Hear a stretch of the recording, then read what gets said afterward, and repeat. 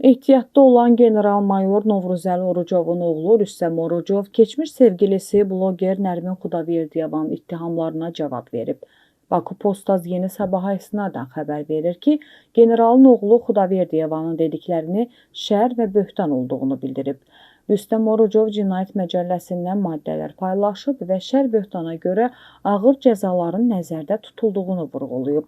Polisə və ya digər hüquq mühafizə orqanlarına bilərəkdən yalan məlumat vermək Cinayət Məcəlləsinin 296-cı maddəsi ilə tənzimlənir. Bu əməl cinayət xarakterli məlumatdan və ya təqsirsiz şəxsi ittiham etməkdən ibarət ola bilər.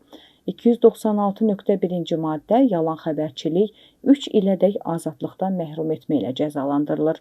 296.2-ci maddə ağır və ya xüsusilə ağır cinayətlərlə bağlı yalan xəbərçilik 2 ildən 5 ilə qədər azadlıqdan məhrum etməklə cəzalandırıla bilər.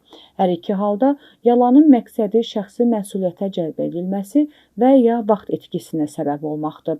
Əgər siz qanunlardan qorxmuşsunuzsa, eyb yox. Qeyd edək ki, Nərmin Xudaverdiyeva keçmiş sevgilisi Rüstəm Orucov tərəfindən sosial şəbəkələrdə və həyatda təhdid edildiyini bildirərək polisə müraciət edib.